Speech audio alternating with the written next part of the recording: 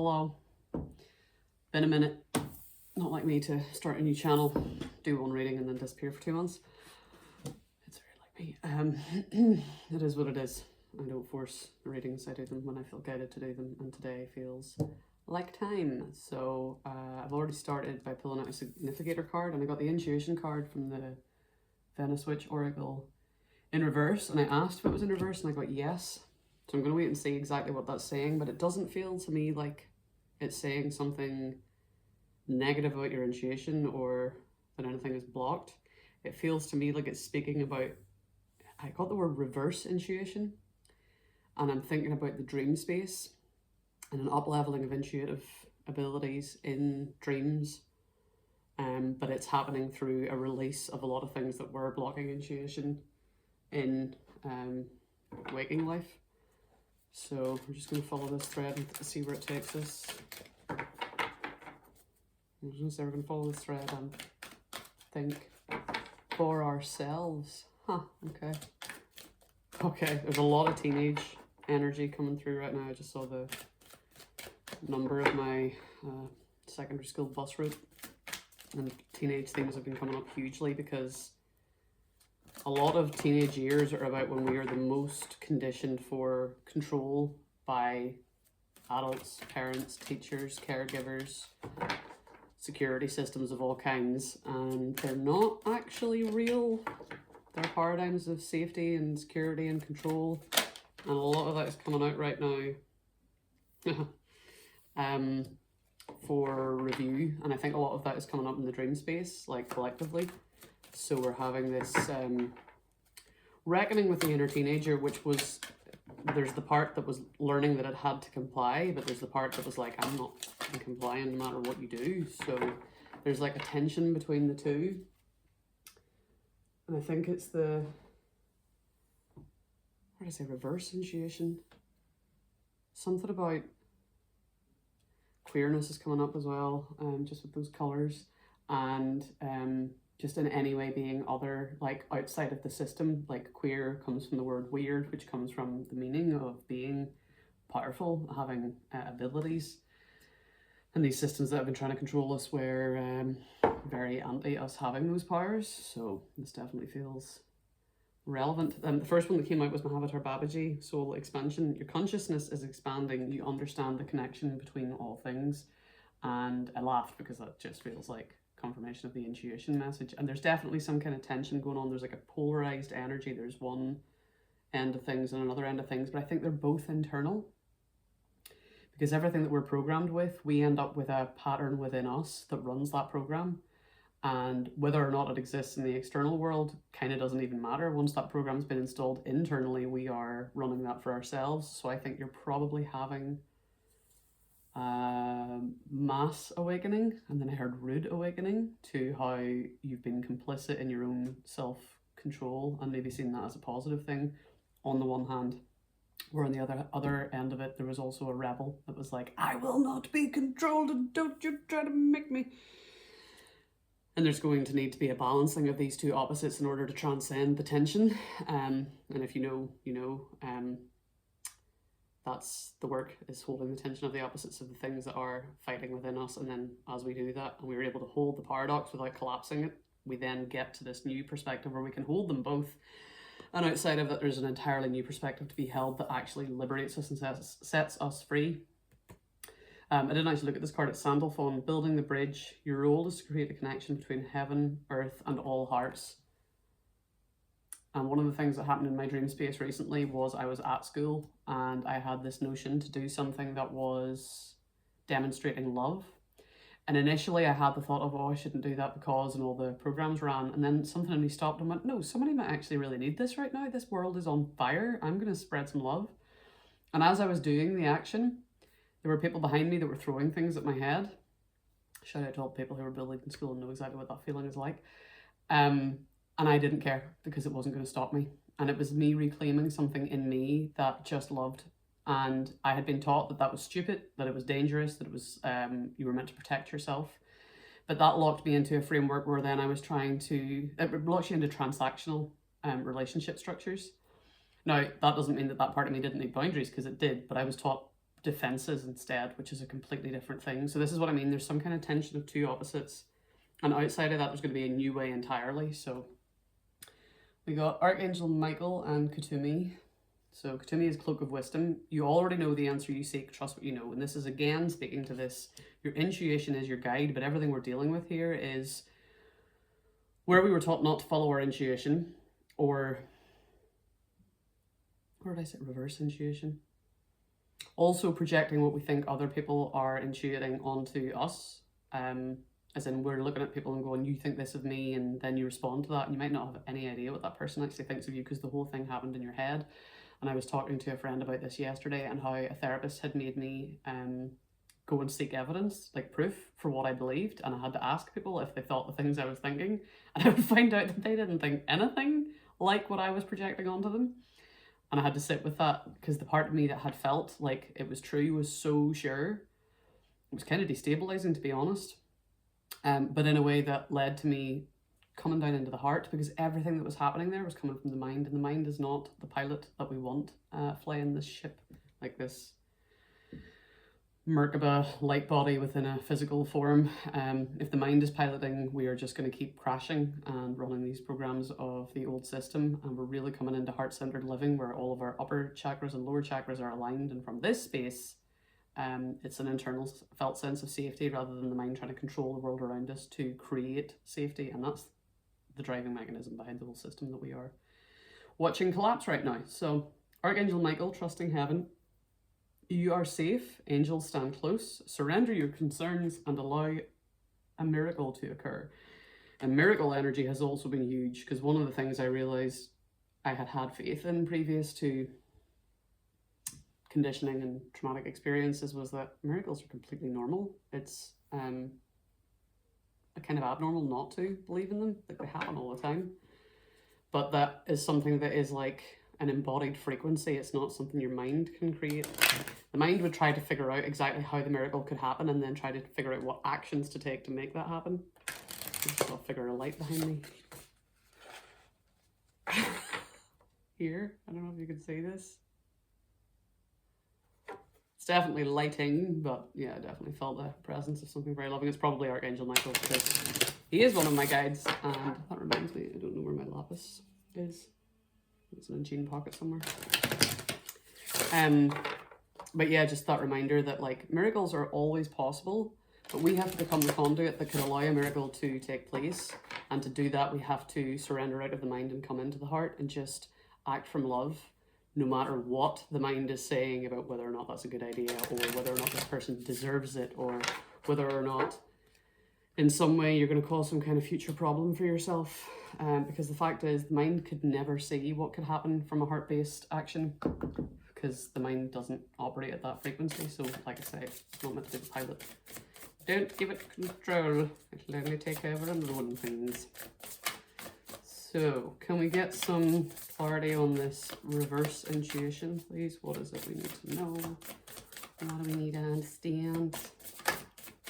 I'm feeling this as well as like outsourcing our intuition to other people, because I'm just seeing this character, and this card reminds me of someone that I for a while was outsourcing my intuition to, because I didn't trust mine. And they were a useful guide for sure, but every guide, everyone that we put into any kind of position of authority over us will eventually disappoint us, because they should not be in control or have sway over what we do and how we think. But in order for that to happen, we have to go through that process. And that's the thing when we're programmed to expect external authority, which everybody is in this colonial controlling system. In order to wake up from that, we kind of have to be let down by preachers, teachers, guides, anybody that we put in a position of they know more than me and I outsource my intuition to them. If they say that it's true, then I'll allow that through. And again, that ends up becoming a mental program. It's not us tuning into our own intuition. It's like outsourcing that. We got the she, ancient knowledge, help, and dimensional. And on the underside of the deck was the oak, doorway, strength, journey, and it's the first card. Interestingly, that's 33, and this is the first card in the deck. Doorway, strength, and journey. And then underneath that, we've got the weavers, fate, manifestation, and decisions. And spiders have been a big theme the last 24 hours for me. So this is the thing, unless we're working from our own intuition, we are going to create whatever other people think is right. And that's, again, like I say, still coming from the mind. A program that says, I don't know the best, so I need to outsource to other people.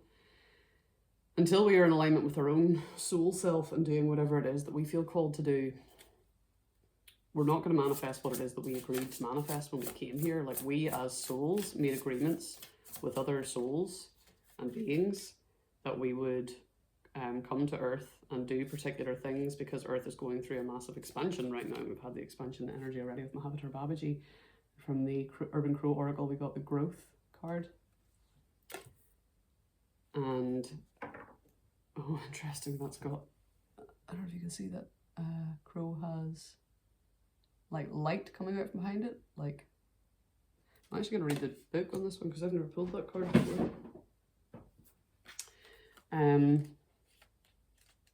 Yeah, like the way that expanded consciousness creates a halo of light around the crown. Growth. Crows become more vocal and aggressive when it is time for the young ones to learn how to fly. Okay, this is very, very relevant. This is a pivotal moment in the young bird's life. And once this lesson has been mastered, the world becomes so much greater.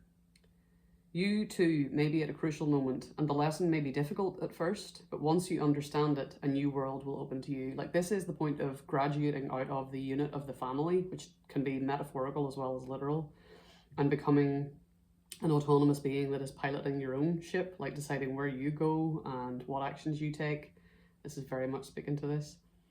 Growth directs your attention to areas of your life that have become remarkably different as a result of gaining a skill or understanding that you did not, as a result of gaining a skill or understanding that you did not possess in the past. For example, learning a new language may have opened the door to new opportunities.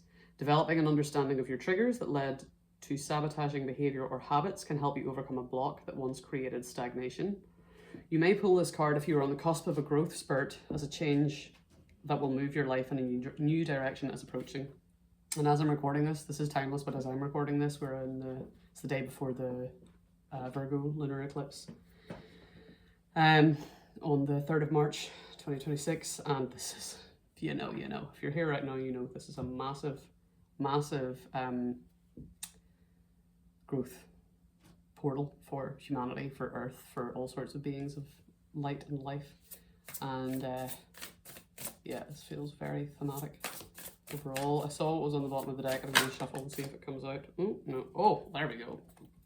There's dominance, which is the energy on the other side of this. Also, this is the thing, yeah, we get release on the bottom. This is the thing that having that polarity active within can do, because when you have this, I'm free and I get to do whatever it is that I want, facing off with this, no, I'm being controlled and I have to comply, otherwise bad things are going to happen. If you are in this end of the polarity, you're going to be compliant and betray everyone and everything around you in order to comply with the systems of control, which is exactly what they want.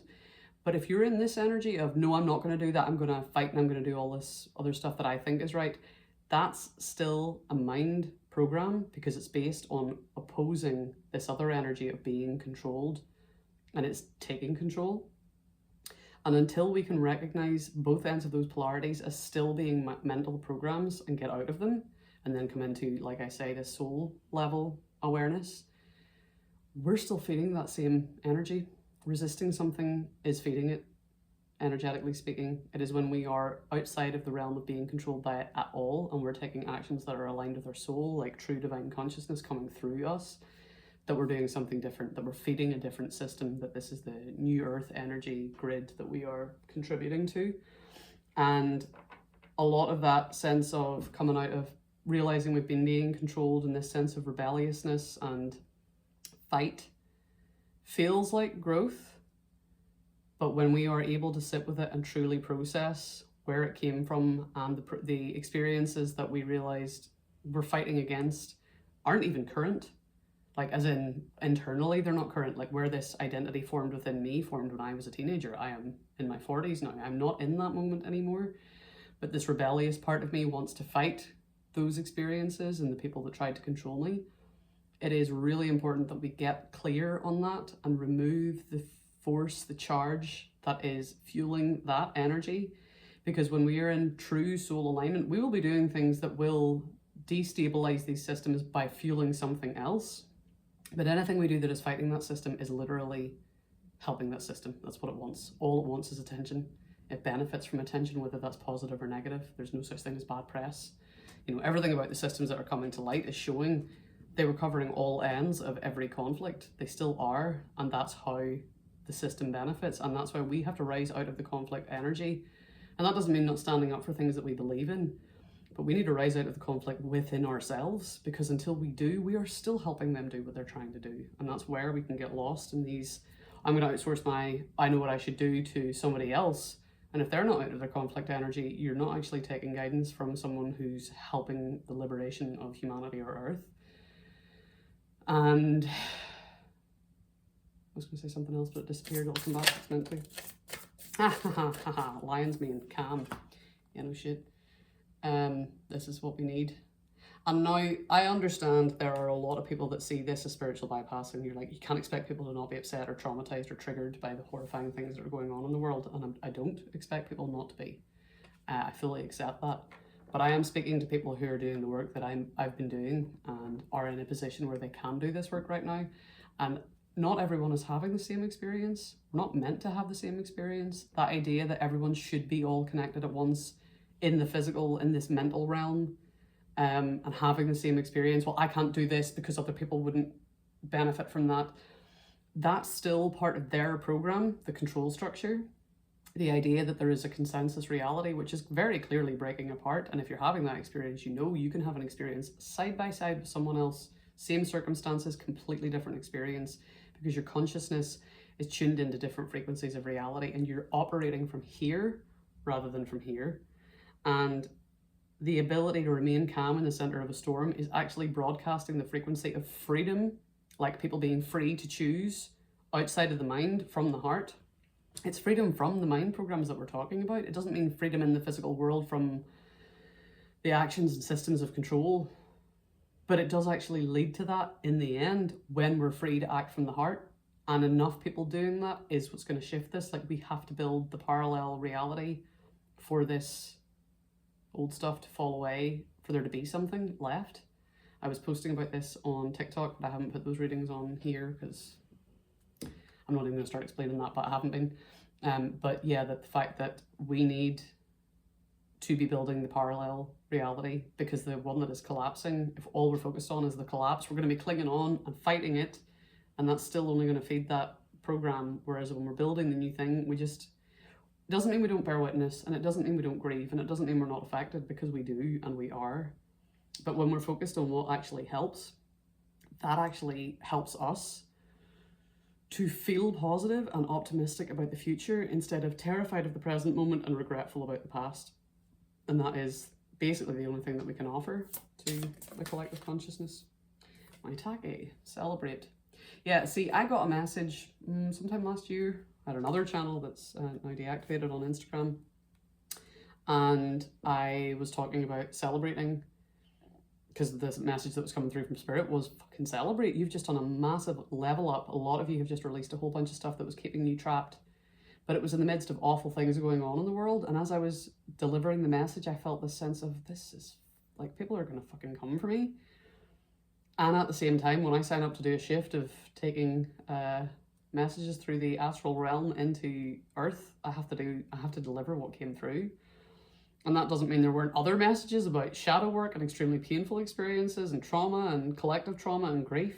And I think this is something that we're just learning to be with, which is being misunderstood by people who are committed to seeing us a particular way and projecting particular things onto us. So, you know, we can be imagining, this is one of the things I said to my friend yesterday, we can be imagining that people are projecting shit onto us, but they can also be projecting shit onto us at the same time.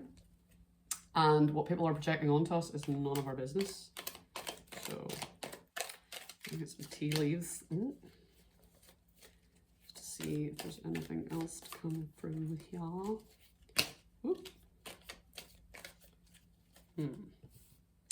There's a whole bunch, but I'll take the one that came out that I could see. Wreath, sorrow over a loss. I'm sorry, I just saw something in the center of that image that caught my attention.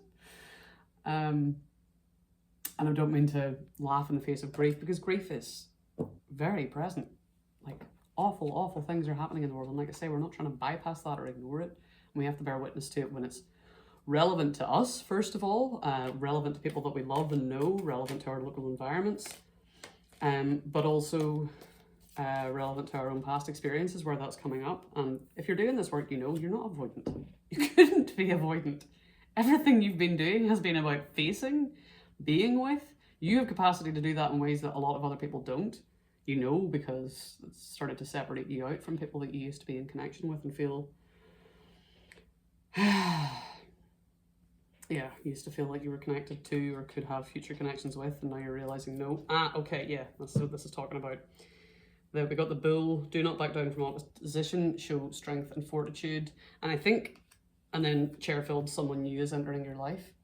I think this is speaking about the fact that we're losing a lot of connections that were based in the old paradigm, and people who want to pull us back and say, no, you can't leave because we're not okay and we're not going to be okay without you, and it'll be your fault if bad things happen once you leave and we need you. And you're recognizing that not only does it not help those people for you to stay in connection with them because they're not benefiting from your connection, it is enabling their avoidance of the work that their soul is asking them to do. It is also draining you and preventing you from doing what you actually came here to do, that is for their benefit in the long run, but they'll never see that if you don't get to go and do it. So we're letting go of old connections and bringing in new connections, attracting new connections, in fact. Not necessarily seeking them out actively, but so much as just being ourselves, and they are happening. Yeah, archway, new opportunities, possibilities, and paths opening up. And this is what I'm talking about. This new earth, new way of being is completely changing the way we are doing what we are doing here on earth. Key, successful outcome to your problems. This card is following me around. And I see keys everywhere. And I had a whole download yesterday. I saw 2 keys on a sign, and then I came home and I had, in fact, I think that morning I had pulled the Hierophant card, and then someone talked about it in a reading I was watching last night, and it's talking about the power to loose and the power to bind. Like the Hierophant can symbolize the existing structures of hierarchy and control, and we are within each of us recognizing and witnessing the part of us that's been doing that. It's like the architect in the Matrix. And as we recognize that character and unlock the things that it's been controlling, we get access to everything, and that's what's happening right now. So, yeah. I kind of feel like that's the message. I was going to pull more, but that's just because I like pulling cards, so I'll just leave it at this. Hope you find this helpful or insightful. If you have any questions or want to leave any comments or chat about anything, please do. I do personal readings. I'm not really advertising them actively because I was quite reclused for a while there, but I'm open to them at the moment. Thank you for watching. Hope it was helpful. Sending lots of love and ta-ra for now. Bye-bye.